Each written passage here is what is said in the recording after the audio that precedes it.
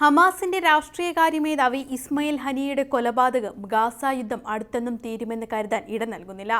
മാത്രമല്ല, പശ്ചിമേഷ്യയിലെ സംഘർഷത്തിൽ കൂടുതൽ രാജ്യങ്ങൾ പങ്കാളികളാകുമോ എന്ന സംശയവും ഉണർത്തിയിരിക്കുകയാണ്.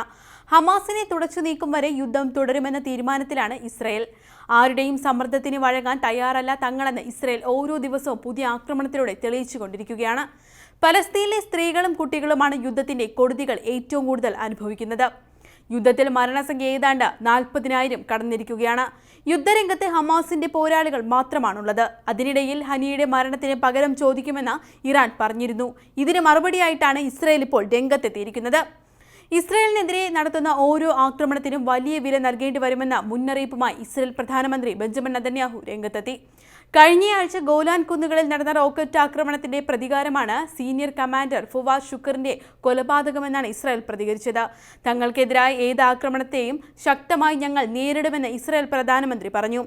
ആക്രമിക്കുന്നവരെ ശക്തമായി തിരിച്ചടിക്കുമെന്നും അദ്ദേഹം പറഞ്ഞു. ആക്രമണം നടത്താനുള്ള സാധ്യതകൾ മുന്നിൽ കണ്ടുകൊണ്ട് ശക്തമായ പ്രതിരോധത്തിനാണ് ഇസ്രയേൽ തയ്യാറെടുക്കുന്നത്. ഹമാസ് തലവൻ ഇസ്മായിൽ ഹനിയ കൊല്ലപ്പെട്ടത് ബോംബാക്രമണത്തിലൂടെ എന്നാണ് റിപ്പോർട്ട്. ഇറാനിലെ ഗസ്റ്റ് ഹൌസിലേക്ക് രഹസ്യമായി കടത്തിയ ബോംബാണ് ഹമാസ് തലവന്റെ മരണത്തിന് കാരണമാക്കിയത്. ബെയ്റൂട്ടിൽ നടന്ന ആക്രമണത്തിലാണ് ഹിസ്ബുള്ളയുടെ ഉന്നത സൈനിക കമാൻഡർ ഫുവാദ് ഷുക്കൂർ കൊല്ലപ്പെട്ടത്. മരണത്തിന് മറുപടി നൽകാൻ ലെബനന്റെ സായുധ സംഘം ബാധ്യസ്ഥമാണെന്ന് ഹിസ്ബുള്ള മേധാവി ഹസൻ നസ്രല്ല ഭീഷണി മുഴക്കിയിരുന്നു.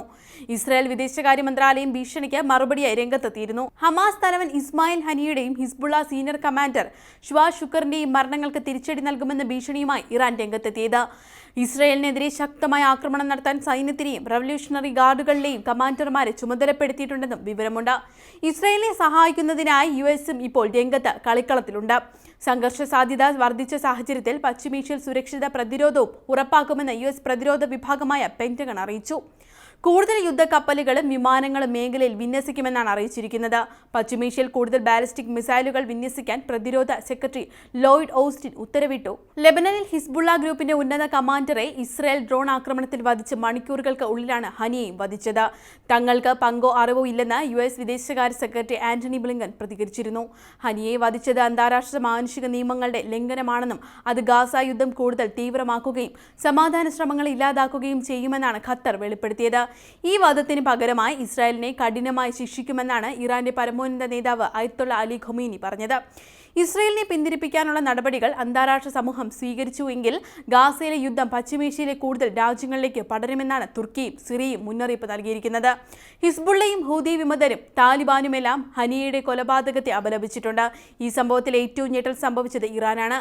സ്വന്തം മണ്ണിൽ പ്രസിഡന്റും പ്രധാനമന്ത്രിയും അന്യരാജ്യങ്ങളിൽ നിന്ന് വരുന്ന പ്രധാനപ്പെട്ട അതിഥികളും പോലും സുരക്ഷിതരല്ല എന്ന് തിരിച്ചറിയാൻ ഇറാനെ നിർബന്ധിതമാക്കിയിരിക്കുകയാണ് ഈ സംഭവം. ഇതിന്റെ തിരിച്ചടി ഏതൊക്കെ രൂപത്തിലുണ്ടാകുമെന്ന് പറയാറായിട്ടില്ല. യുദ്ധം തുടർന്നാൽ സമാധാനം മാത്രമല്ല, ഈ മേഖലയുടെ സാമ്പത്തിക സംവിധാനങ്ങളും തകരാൻ ഇടയാക്കും. അതിനാൽ ബന്ധപ്പെട്ട എല്ലാ രാജ്യങ്ങളെയും സാധാരണ മനുഷ്യരെ സംബന്ധിച്ച് യുദ്ധം അവസാനിപ്പിക്കുന്നതാണ് നല്ലത്. എന്നാൽ ഹനിയയുടെ വധം പോലെയുള്ള അപ്രതീക്ഷിത സംഭവങ്ങൾ യുദ്ധത്തിന്റെ തീവ്രത പുതിയ തലത്തിലേക്ക് എത്തിക്കുന്നത് ലോകം ആശങ്കയോടെയാണ് ഉറ്റുനോക്കുന്നത്.